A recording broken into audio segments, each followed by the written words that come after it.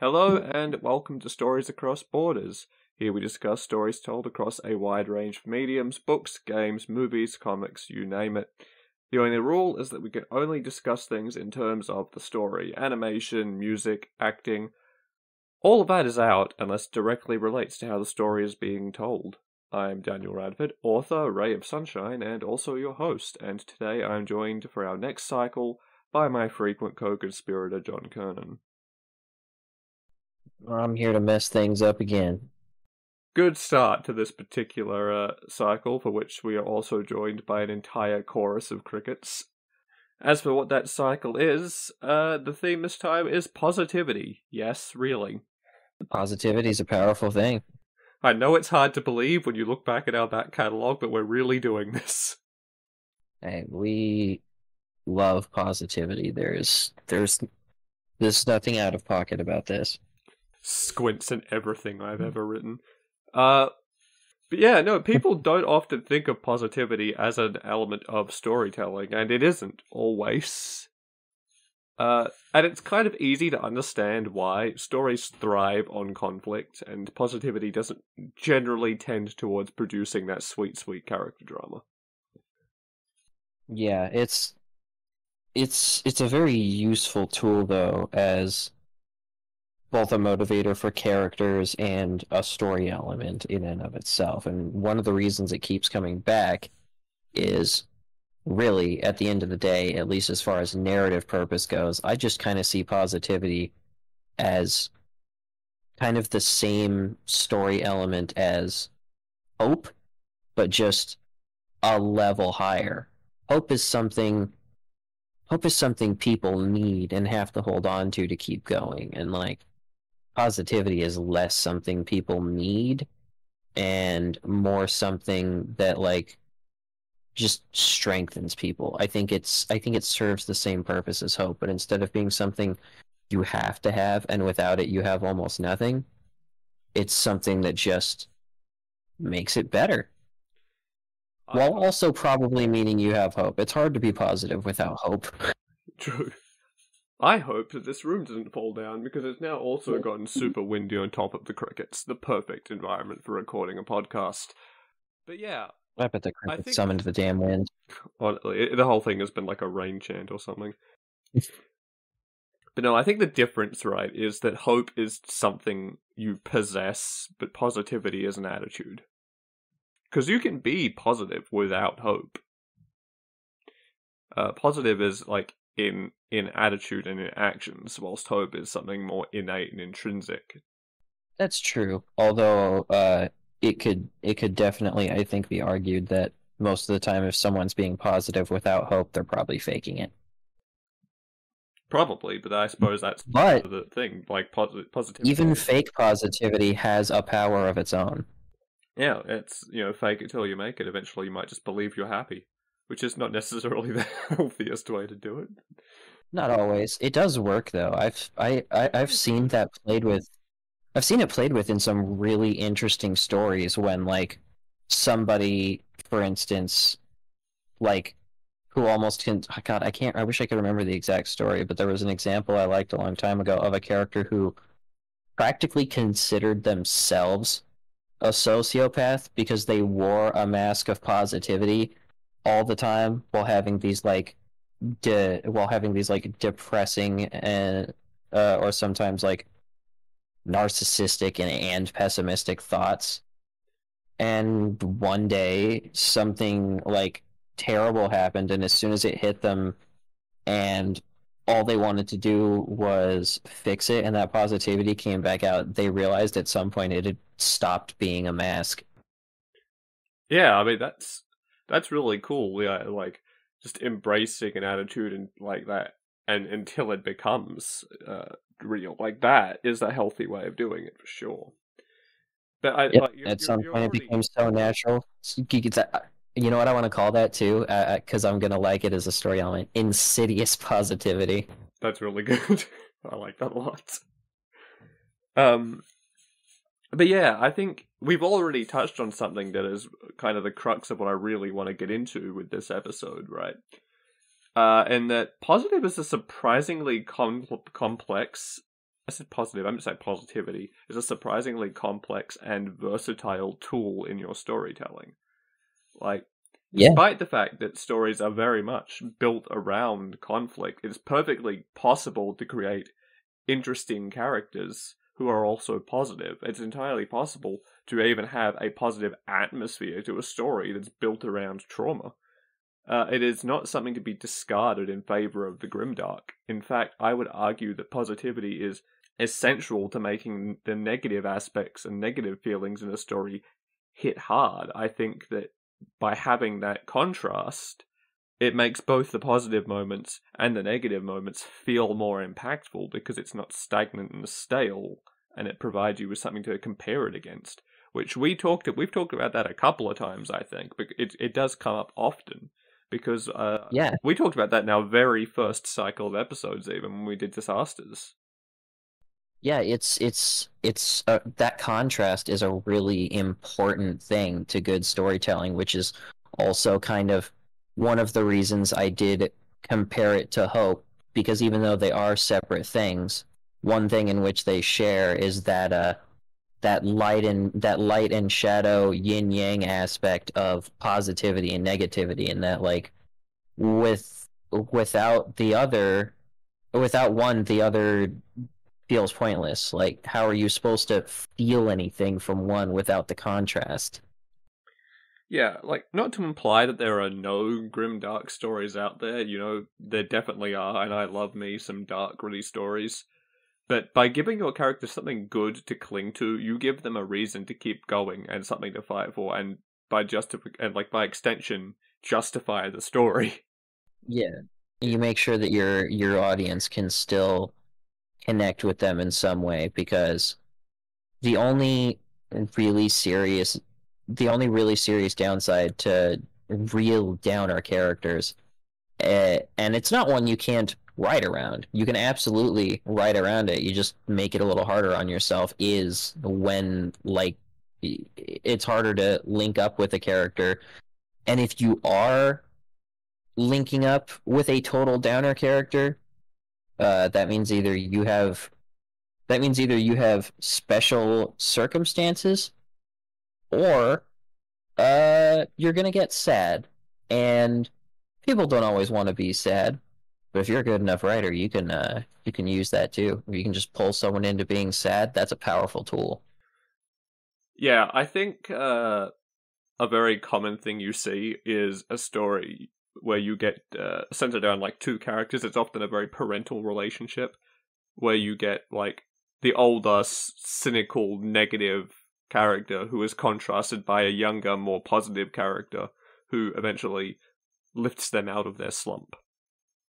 Yeah, that's always a fun one to play with. It's a really common dynamic. We see it in The Last of Us. We see it in The Witcher. We see it in Upright. Many more. It's a really common thing. It's in the Telltale's Walking Dead, I'm pretty sure. Oh yeah, it definitely is. It's a fun one though, because you get well, you can see it in Telltale's The Walking Dead. I think you have to go out of your way to play it that way, because Lee's actually a pretty positive person for the most part. But it's a fun one because it's very easy for it to bring a meet in the middle dynamic.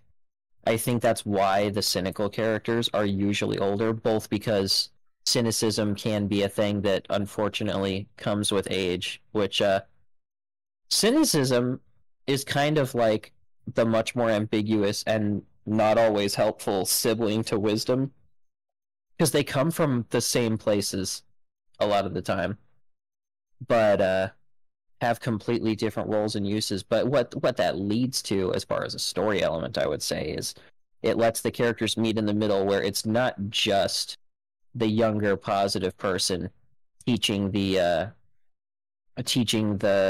older person that like it's still okay to be positive and blah blah blah. Maybe not all those things they've given up on are really so bad, but also the young person having their chance to grow up and learn the same lessons that made this other person cynical and wizened and grumpy before they make all the same mistakes, fall into the same pitfalls, and become that cynical. Yeah, it's usually a dynamic of the younger person needs to learn the practicalities of survival, whilst the older person needs to learn the lessons that keep them alive, emotionally. Yeah, it's as a story tool, you could almost sum it up with that popular sentence of teachers and parents going, sometimes I think they're the one teaching me. It. I hate how right that is. Yeah, it's just kind of that as a story element. Because that's the thing. We talk about these stories in people think about positivity in stories as everything being happy-go-lucky and sunshine and rainbows, but the truth of the reality is the positive story does not have to be devoid of conflict. It's like we said earlier, positivity isn't about everything in life going well, it's about attitude. And I think that it's very compelling, right? That even if things don't start positively, watching characters genuinely care for each other, help each other, and eventually process their trauma in healthy ways can be very satisfying for an audience, and just as emotionally impactful as when things are going horribly. That's why stories like The Last of Us and to an extent, I'm not as familiar with it, but to an extent what happens with Geralt and Ciri in The Witcher, that's why it's weirdly heartwarming despite the dark backdrop and the just general fuckness of the world around them. Is because it's funny you say that. Actually, no, wait, go ahead. I don't want to interrupt you. Sorry. No worries. It's just that it's because you see it is the positive elements that are so compelling when everything else is so drear. It's the positive elements that make us connect to the characters. And it's the positive elements that give the characters a reason to keep going. So often, in stories that are otherwise very crab-saturan, it's the positive forces present in the story that actually drive the plot and keep it going. Yeah, that's true. It's something you need. A light in the darkness, a fire in the winter, even just a little extra push to get downhill when you're all pumped out and you've got nothing left. It's those little things that let people keep going when they're at their lowest. And it's even in stories that don't have much other positivity, there's very few that can get away with having their dark and heavy moments without that little spark, that little push. And even when it's little, that comes from positivity. Yeah, I mean, it's really hard to justify a character doing anything without a positive force in their lives, because why bother? Yeah, why are they bothering if there's not a hope to cling to, because hope is a positive thing. I'm actually really glad you brought up Ciri and Geralt, because although they fit that little mentor / naive optimistic thing we fit, in some ways that make me really like the story, they actually fit that less than a few others. In that one of the reasons I love the Witcher is Geralt is actually consistently, both when considering his profession and his outer demeanor and how he talks, a really positive person. Geralt, for one, is one of the only Witchers in who's in the profession, not just because he happens to be in the profession and to kill monsters, but actually to help and save people. He's, even though some are practical and are just it's just what I do, it's what I get paid to do, it's what I was made to do, he's actually, in a way, even more practical. And he's saving people because he's that's what my job is. I exist to help protect people from the things they can't. And he actually cares about that. Yeah, if people are being stupid and selfish and bad things happen to them, he'll he'll be the first one to be like, well, good job, dumbass, you brought this on yourself. But also if they really regret what they did and want to make things better. And sometimes even if they're still kind of assholes, he's gonna save them and he's gonna help. The Witcher, despite all the darkness in it, is a great example of positivity, actually, because it always finds the positivity in all that mess, the light in all that darkness, and like brings it forth to shine through, which is lets it be extra contrasted because that is not a fair world. It's mean. The world of The Witcher is mean. Yeah, I mean, that's kind of exactly it, right? Is that when positive characters shine the most, when the world is unfair, and yet they still maintain that attitude. And I would argue even that they are essential characters a lot of the time. I mean, you see it in the Lord of the Rings as well, right? Little hobbits. Yeah, I mean, the hobbits in general, well, mostly are a very positive impact on everyone around them. They're bright, happy little dudes. And that is another good one because in a way, everybody around them is the old wizened cynical mentor for them within the story too, because the Shire is a place with no conflict. A hobbit's biggest average conflict is, oh no, I'm out of jam. What am I gonna have for second breakfast? Yeah, it's kind of like the platonic ideal of the utopia in a lot of ways, like the natural utopia. Yeah, but also, unfortunately, it leads to if there are real problems, Not the most. the average ones are kind of helpless. They have never dealt with problems in their lives. Yeah, which is it's an interesting thing having their positivity simultaneously be a strength, but also be derived from a shelteredness and naivety that is inherently going to be a weakness in a world that outside the Shire is cruel and unfair. But Yeah, and it's they oh, sorry. No, you're good. It's just the fact they continue to display this positivity, right? That inspires the other characters to keep going and keep doing the right thing and doing what they do. The Fellowship would not have succeeded in a round and about kind of way without the hobbits being a part of it. And on That's a smaller true. scale, Frodo would never have made it without Sam.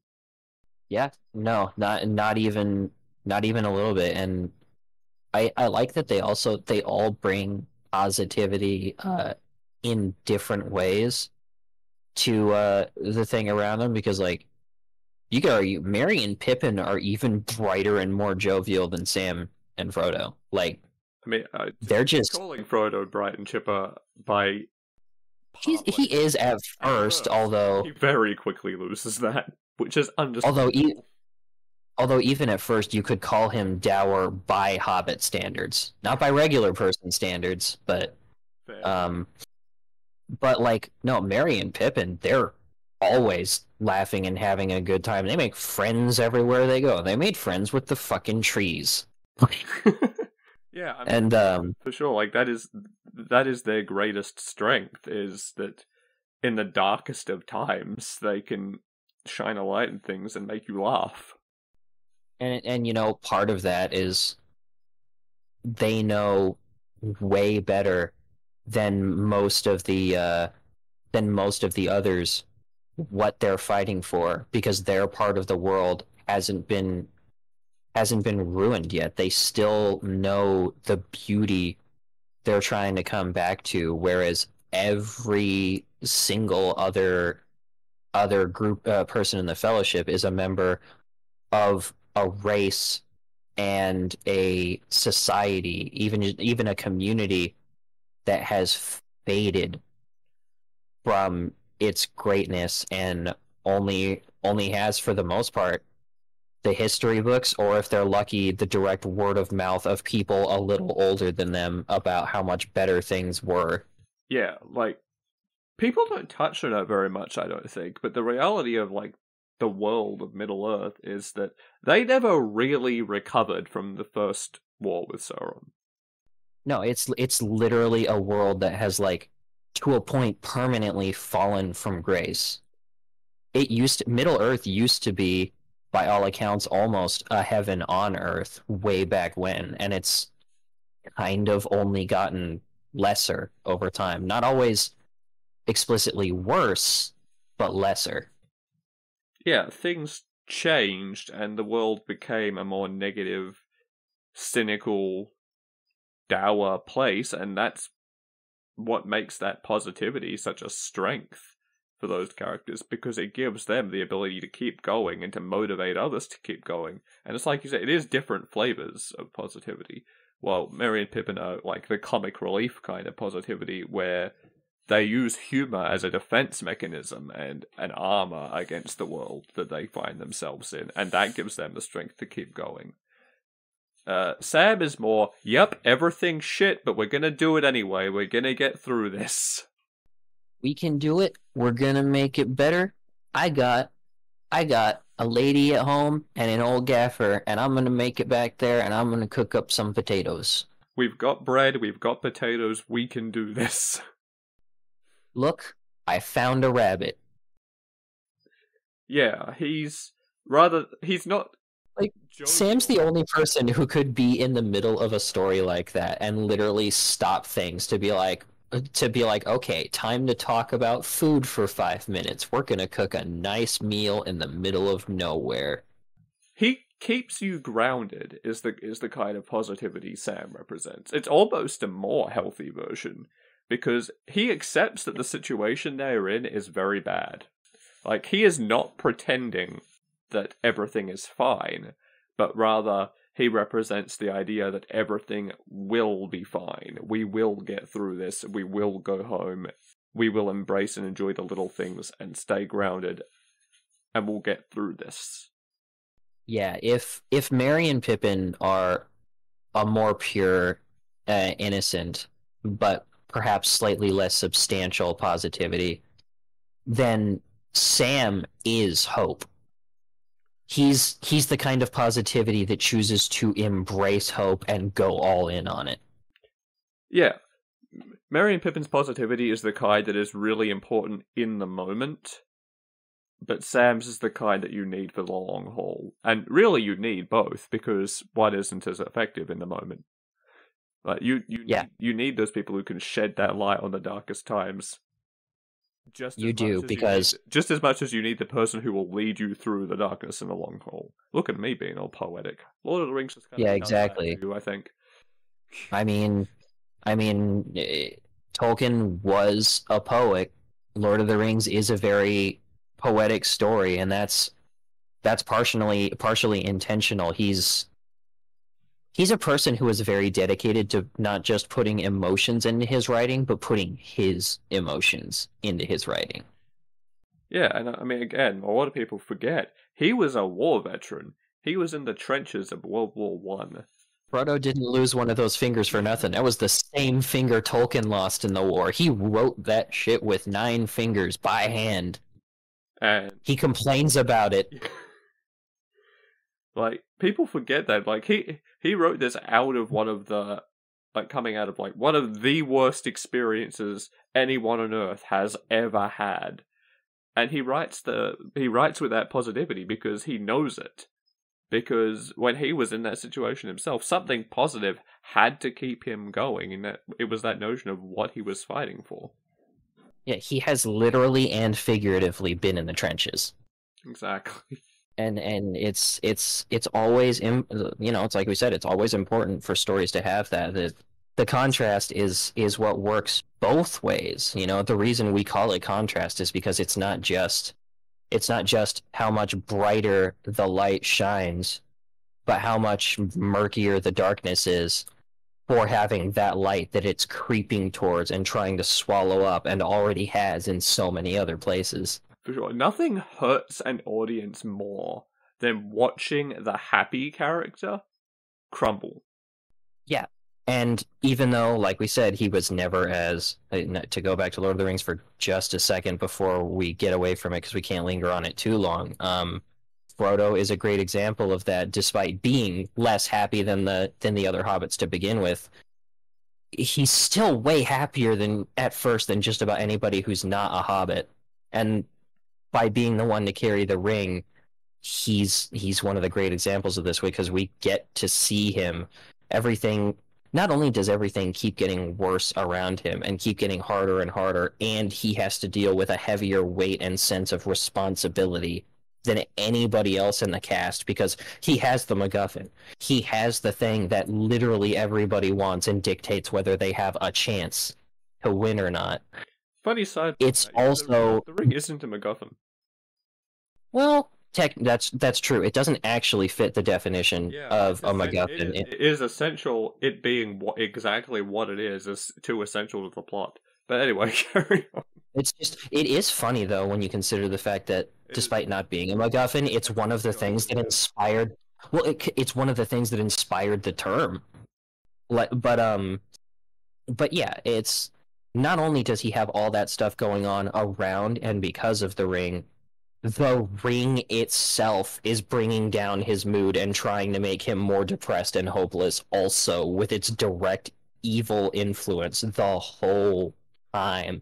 And we get to see that eventually break him to the point where Sam's equally, maybe even stronger will and sense of hope and desire to push on no matter what is the only thing that keeps him going. And it's, of course, all perfectly summed up in that one moment where I can't remember to quote it verbatim, but where Frodo is actually, literally and figuratively at the same time, about to give up.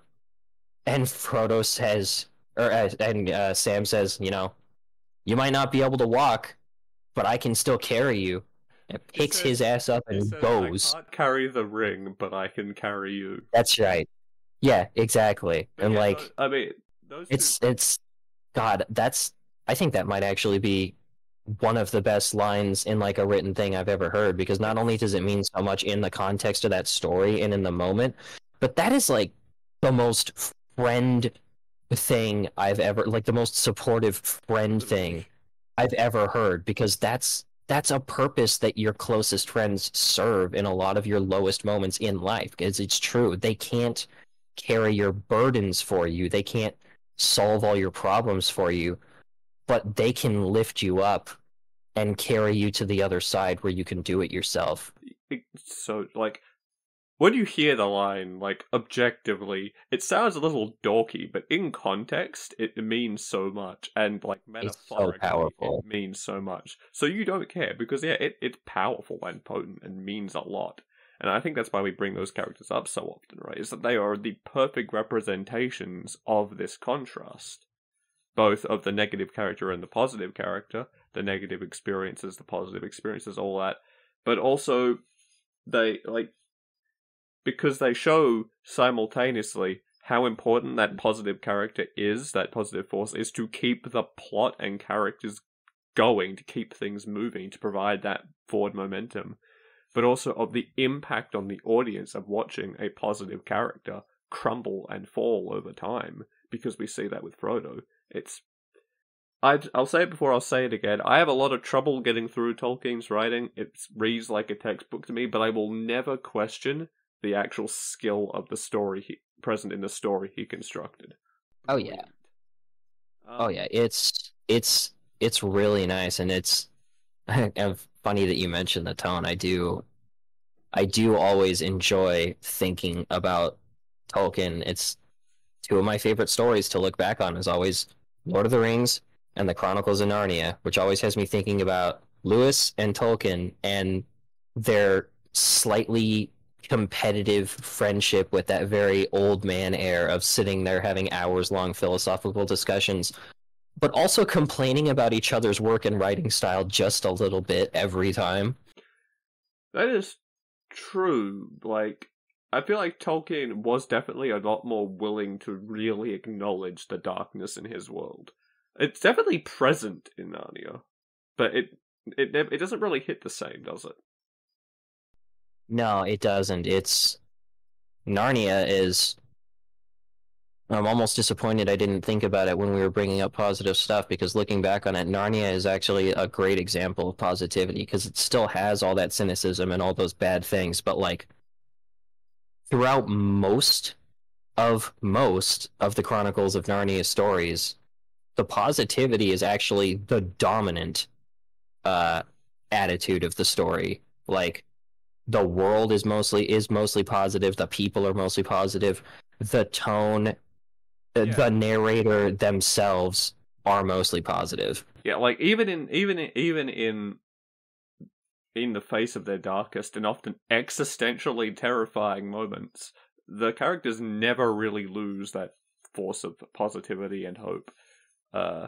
Which I do think makes some of those moments not hit quite as hard as they would have done in a more Tolkien style. They're obviously amazing stories, for sure, but they're written with a very different atmosphere and a different idea in mind.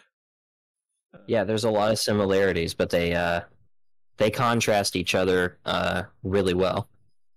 That actually is sort of wow, the croak in my voice just then. Wow. It's the cricket's fault. Yeah, fuck you, crickets. That does kind of sort of lead into something that I think is worth noting as well, is that positivity is definitely a force for good a lot of the time. It is a very potent tool that can be very important to keep characters going. Positivity does not have to be a good thing. No, toxic positivity is a thing. Toxic positivity is indeed a thing. It is effectively the refusal to acknowledge negative feelings. It is dangerous and unhealthy, and is bad for both real people and characters, because it means that negative experiences and feelings are not being properly processed, and this will eventually lead the character to break down in some way, or to alienate people around them, or any number of other negative things. You know, sometimes the mask doesn't crack until they've already pushed everyone else away. Yeah, and it's funny too, because that element of toxic positivity, it's always there, creeping on the edge of your vision, ready to pop up and happen, not just to a positive character, but to other people trying to be positive, because it's almost literally only one step in the wrong direction past that innocent, naive positivity we talk about in the cynical mentor, positive young person like dynamic. All it takes is for somebody who's like that young, naive, positive person to stubbornly cling on to their positivity, even in the face of cold, hard facts. Yeah, I mean, it's something that's become less so these days, but that for a long time was very pervasive in our actual cultures a lot of the time, across most of human society, is that idea that if you were experiencing something negative, if you were feeling sad or bad or depressed, you were failing. And that's where a lot of this stems from. This idea that you are doing something wrong if you are not positive, and therefore you need to bury that shit. And that's not healthy. And it's not healthy for real people, and that means it's not healthy for your characters either. There's a few ways you can do this, right, and use this narratively. I think one of my favorite examples is Inside Out. I fucking love this movie. Me too. It's Inside Out is great. I'm terrified for the sequel that is apparently going to happen, because they're going to drop some characters because of contractual shit and add some new ones. I really hope they don't fuck it up, because the first one was so good. It handled this. Oh man, and the cast. Well, no, we don't need to talk about the casting here, but just everything about that movie comes together so well, just like the emotions of a fully realized healthy person. Yeah, and I mean, obviously, Inside Out is a little reductive because it's not like you have 5 emotions and that's it. Not like you. No, it's for kids. I mean, it's a complicated psychological thing. It has to be simplified a little bit to communicate it. But what it does very well is explain the concept of toxic positivity and showcase how bad it is, like, on your psyche. Joy's continued insistence of not processing any of the sadness or negativity in Riley's life. That's the character's name, right? It's Riley? I think it's Riley. I think it's Riley. Leads to a build-up of all of that negative shit. So... Because it can't go away if you don't process it. It just festers. It festers, it builds up, and eventually Riley kind of cracks and has a complete breakdown, because once it all gets out, it comes out like a flood. Like, when a dam bursts, it's not a trickle. It is a veritable tsunami. And when you're dealing with emotions, I mean, the result is just an explosive emotional outburst. And we see what that does to this kid. Like, she becomes depressed and apathetic. She can't handle it anymore. She doesn't know how to process it, so she runs away. Because she feels like the physical act of running away from things to a happier, in her mind, a happier place, a happier time, is the only way she's going to be able to do this. What that movie illustrates and what it's demonstrating is we have to acknowledge the negativity and the badness in our lives, because if we don't, that happens to you. It doesn't matter how old you are, how tough you think you are. If you refuse to process your negative feelings and just put on this mask of positivity, when that mask cracks, it's not just going to crack, it's going to detonate. Yeah, and like, honestly, that's where trauma comes from. It's just the version of that kind of pain that leaves scars. And one of the reasons trauma is such a great tool as a story element for that kind of thing is because of the scars. Because all that same stuff still applies to trauma. You have to process it. It can fester and get worse and worse. But the thing that makes it harder to deal with, and harder often for people experiencing it and the characters directly to understand and process, at least from what I've seen, is the scars. Because you already know you have the scar. You already know that it's not going to 100% go away, which makes it harder to face it and harder to process it at all, because it feels like there's less of a point, like you're not going to cure it. But the trauma itself can get better. It'll leave behind scars, sure, but just like a physical wound, the parts that actually hurt you can get better, and you can't do that if you don't face it, you don't process it. It doesn't breathe. Scars aren't an active injury. They are what is left behind after you heal. And yeah, I think that's something that narratively is important to address. These are lessons learned. They could be lifelong changes to your personality. But the difference between an emotional scar and an emotional wound is that one of them is still actively hurting you, and one of them you have more or less moved past. Yep. There's 2 ways this plays out, I feel like, narratively. Like, they both end the same way, with that positive mask exploding very violently. Not necessarily in actual violence, although it can, but just in the volatility of the emotional reaction. And there's 2 ways that plays out. Either you have the external forces going, this is not healthy, you have to deal with this in a different way, you need to drop this mask. Or you have the other variety where you are so busy being positive for the sake of others that it becomes toxic positivity and becomes inherently unhealthy, because you are either not processing your own trauma, your own negativity, or you're playing down that of others. Yeah, you're becoming so oppressive that you were not allowing other people to process their own stuff and pushing them away from you as a result. I think some really good examples of this come from two of my just favorite stories. This has turned out to be a really good excuse to just talk about stories I like. Inside Out. I mean, hey, it's Witcher, yeah. It's an almost universal aspect of storytelling. It's ubiquitous.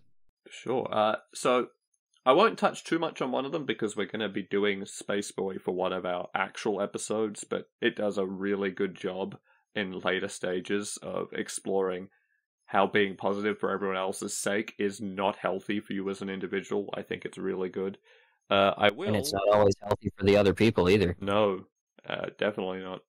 I will dip into Ward a little bit because it wouldn't be one of these cycles if I didn't reference Worm and or Ward at least once. Yeah, I mean, how are you going to be positive without Worm and Ward? I'm doing a superhero cycle eventually. You can't stop me. I don't have either the will or the courage to try. But in Ward specifically, this shows up actually much more than in Worm.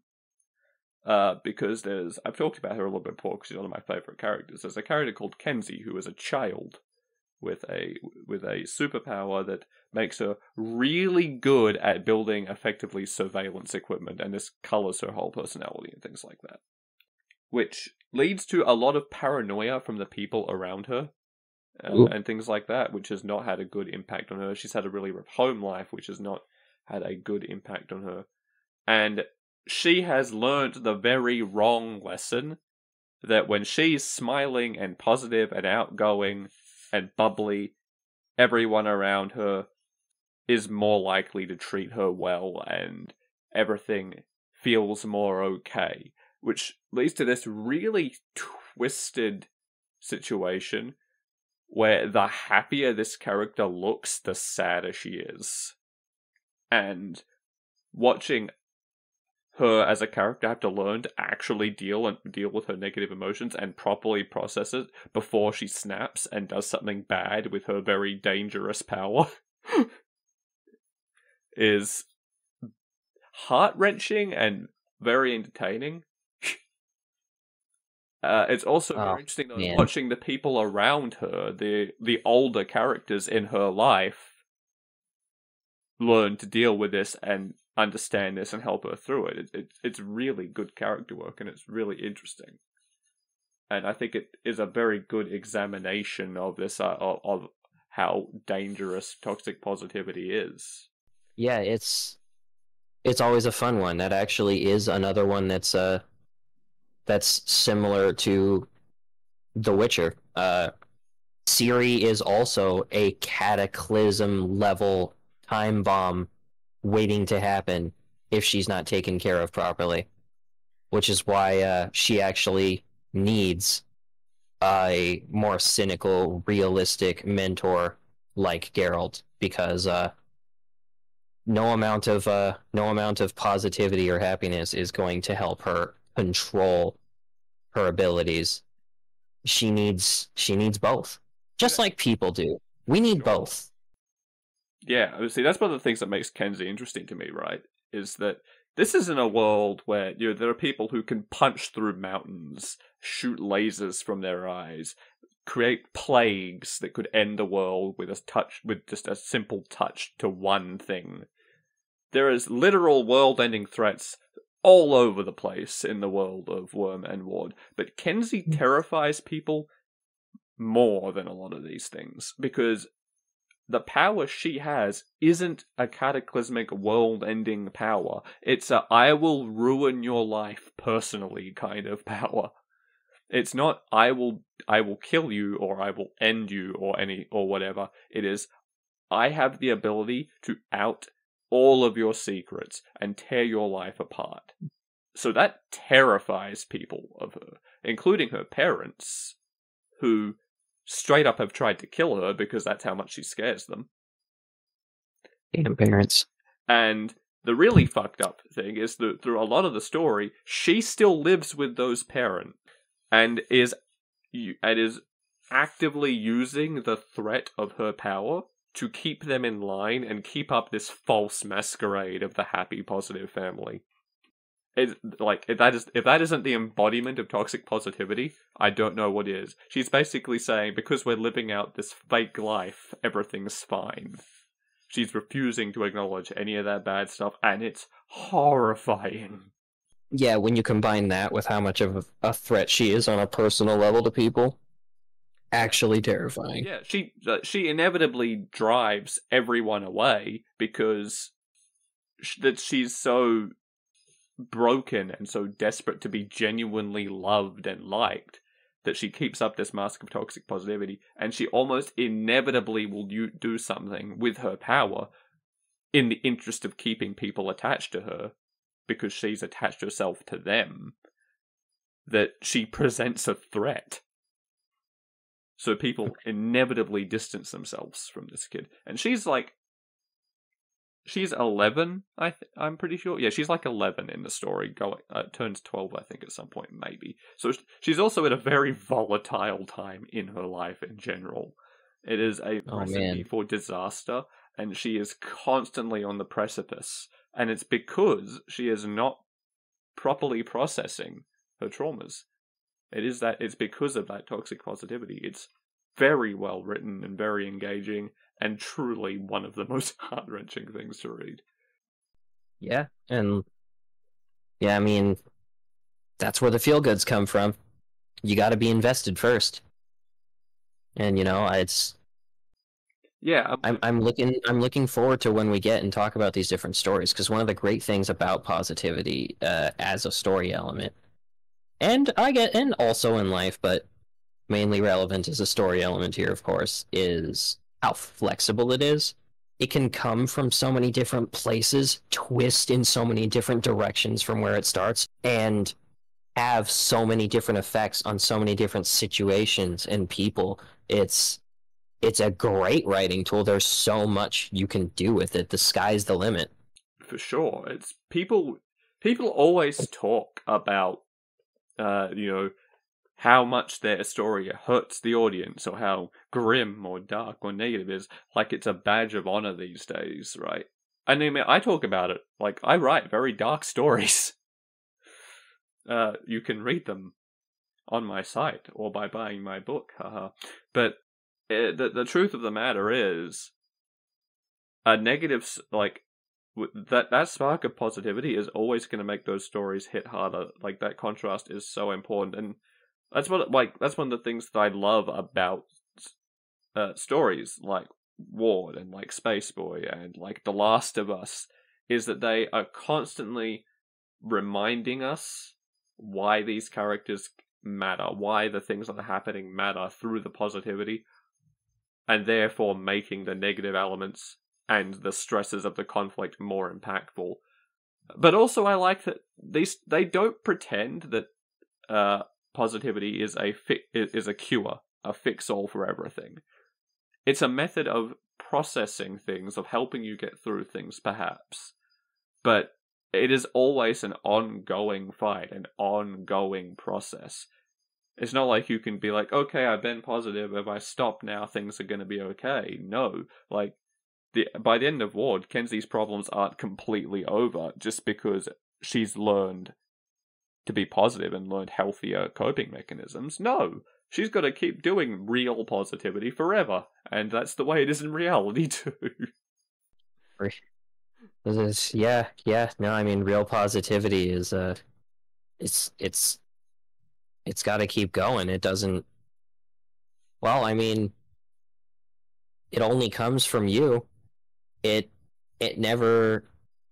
It's one of the ways in which positivity actually also like ties into a lot of stories about like corruption and evil and temptation, because a lot of those bad things are self-sustaining on an individual and group level. Positivity is not. Positivity can spread, it can be infectious and affecting, but it's not self-sustaining. Someone has to continue making the active effort to put it out into the world and let the world give it to them back. You can't create it from nothing. It has to come from somewhere. That's why Paragon heroes are so important in the stories they're present in, right?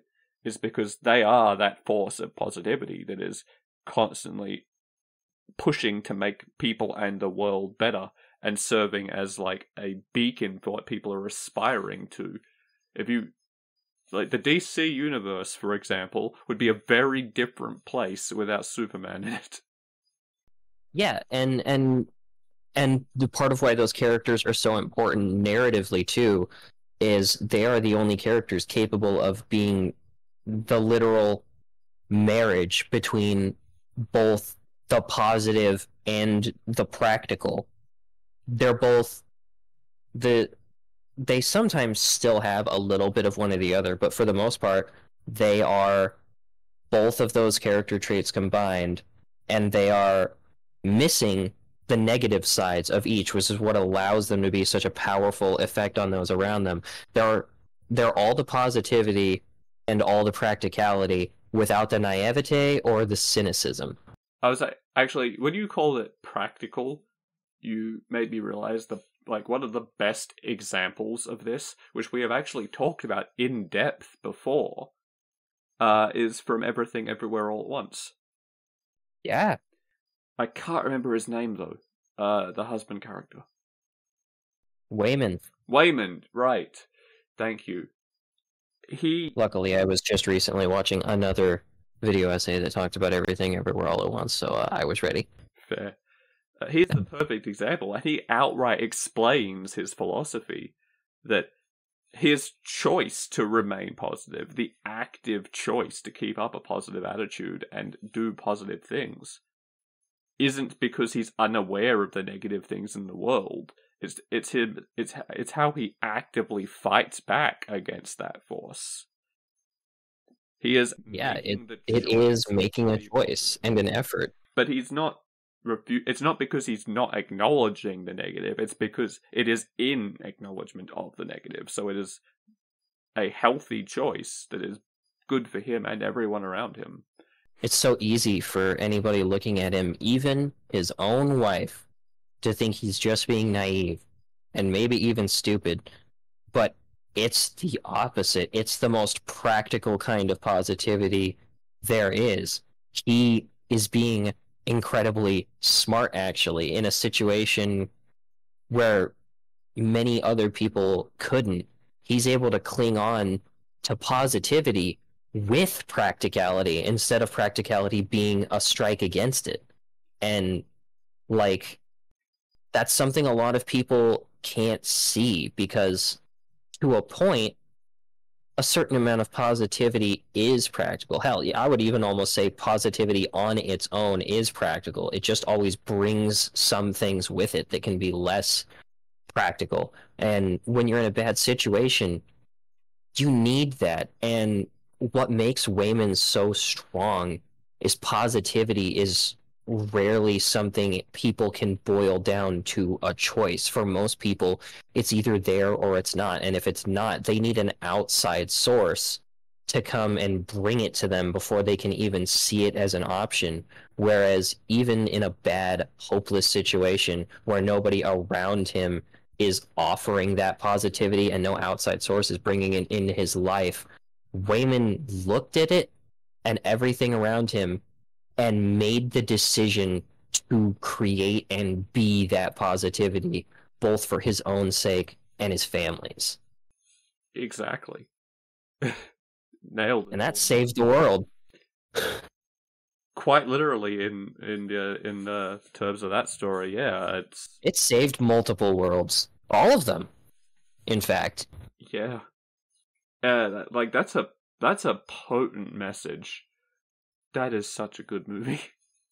I love that movie forever. Even obviously, when I suggested this theme, I realized I knew that how important and positivity in stories is, how potent a tool is. But even going through and just in the process of recording this episode, it's hitting me more and more how integral it is to so many of the stories that I deeply love. Yeah, it's funny too, and it's kind of that thing I talked about earlier that I like of like insidious positivity, but here instead of a mask becoming true, what it is positivity being sneaky with its own importance. Because everybody knows how important hope is to stories. You know why? Because writers won't shut up about it. You always have a character or a narrator or someone literally telling you, like, no, there's still hope. We need hope to go on and blah, blah, blah. We're not going to give up because hope. Positivity. Rogue One is a very depressing movie that is all about hope. Positivity doesn't announce its presence.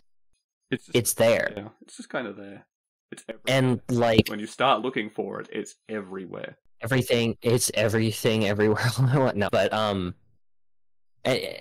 it's that's one of the things that's great about it, because people can sometimes forget how important that positivity is, and not even realize how strongly they were affected by it, because it's just there. The stories where it's the biggest element, where it's the most important, where it's the most affecting, it's there. It's a part of the world, a part of someone's personality. It's not an active thing that is put right in front of you on display and is told to your face. It's something the world and the people express and that you feel. Yeah, like even if you don't know it. Like, looking back, some of the writing that I'm most proud of very much features this as an element. Like, Raising the Stakes, if we go back to that one, don't know if you remember, it's the story about the, like, thieves who have just lost someone in a firefight. Yeah. Is an example of what happens to, like, a very abrupt example of what happens to people when the positive influence in their life is no longer there. They turn dark and violent and, what's the word I'm looking for? Retaliatory instantly. Yeah. They never thought they had much of anything holding them to the world and making them care. And they had one definite, solid anchor of positivity that held them on and kept them going, even if they weren't aware just how important that was. And they realized it as soon as it was taken away from them, and they were not going to let that go unpunished. Yeah, I mean, they basically say it outright toward the end, he was the best of us. He was the best of them. He was their conscience, the positivity in their lives, and taking that away from them was a very bad idea. Evil, evil is the wrong word, of course, but like negative, a potentially negative, violent, dangerous force is just that much worse without a conscience. I mean, hey, to go back to Superman, although there's also a lot of other different influences, the main difference between two very important characters in modern fiction, Superman and Homelander from The Boys, is just a conscience. Like, there's a lot of stuff you could say about what a bad and messed up person Homelander is, but a lot of that is circumstantial. At the end of the day, the main thing that sets him apart from someone like Superman is he does not have a conscience. He doesn't feel guilt for anything he does. He doesn't hesitate because he thinks he might feel guilt or he might make a wrong decision. He is stronger, faster, and more powerful than anybody else in the world. And as far as he's concerned, that makes him better. And if he's better than everybody, how could he make the wrong decision? How could he hurt somebody who doesn't deserve it? And that means there is nothing at all that is good for the world around that power that is shaping and guiding that power. Yeah, I mean, there's plenty of stories now where we see what happens when you take the positivity out of Superman's life. Superman is scary. When he snaps, everything is basically over for everybody. Yeah. It's not always that dramatic. Like, if you go to my book Domino, like the positivity in that story is very buried under a lot of sadness and fear and negativity, but Ellie's positive encourage for the force of positivity she is for Hector, the encouragement and just kindness she shows him consistently during the worst time of their lives is what keeps him going through all the story and helps him process a lot of his negative perceptions about himself like that. And he couldn't have made it through without it, like a lot of us couldn't. Exactly. And in return, the kindness he shows her back, the positive reinforcement she gets back from him because of his desire to do right by someone who's done so much right by him, helps her process a lot of her inbuilt trauma and like misplaced guilt. Yeah, if positivity is the element and the attitude, then kindness is the action of that attitude. And I think the real power of positivity is actually summed up really, really good, both by making it a basic math term, because a positive is always adding something, but also, actually, Full Metal Alchemist, Ed almost directly says it himself at the end of the story. Spoilers for anybody who hasn't seen Full Metal Alchemist yet. Very small thing, but they changed their philosophy from, you can't equivalent exchange. You can't give something without getting something in return. To always going, hey, if I take whatever you give me and I give it back to you, plus just at least a little bit of something from myself, and then you do the same, we're creating more every time, and things can only get better. Yeah, it's like we said, you don't look for positivity necessarily in stories often. Like, sometimes you're looking for something that's feel good. Yeah. But this, as a general rule, we don't really look for it in the stories we're reading. We look for the conflict and the drama. We're drawn to that. But it's the positivity that so often brings the punch and makes the difference to the story. And when you start looking for it, it is everywhere. Even in some of the grimmest, darkest stories. Yeah, I mean, that's why through part of this we brought up things we weren't even thinking of when we originally labeled it, because it sneaks up on you. It's hard to see if you're not actively looking for it. You got to have the goggles on. For sure. What?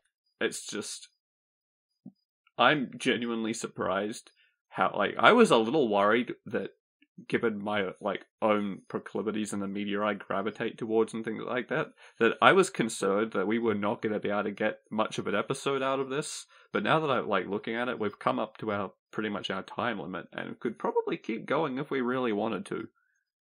Easily. It does. It is. Insidious is such a negative term, but it really does creep up on you just how important positivity is to storytelling. And how everywhere it is. Yeah. If you look. But we are, in fact, pretty much at our time limit, so we shall leave it there. As always. Well, I'm positive it'll come back. God damn! I knew you were going to. Yeah, of course. Anyway, as always, if you were listening to this over at Spotify or Google Podcasts, you can also find all of these episodes compiled on my website, radfordwrites.com, where I also share the written formats versions of all the stories that I write for the podcast, as well as some sprinklings of some other stuff. You can also read blog article posts I do there, as well as find links to buy my books, which apparently feature a surprising amount of positivity when you really look for it. Or find links to my social media where I am doing things on occasion. I'm on what is left of Twitter at DanielWright7, and I've recently made some forays into Blue Sky under Radford Wrights. We'll see how that goes. And, of course, John will certainly be joining me for more things in the future. Absolutely. Streams coming hopefully soon, and when they start, I will start plugging them. And, till we come back, stay positive, everybody. And please, not in the toxic way.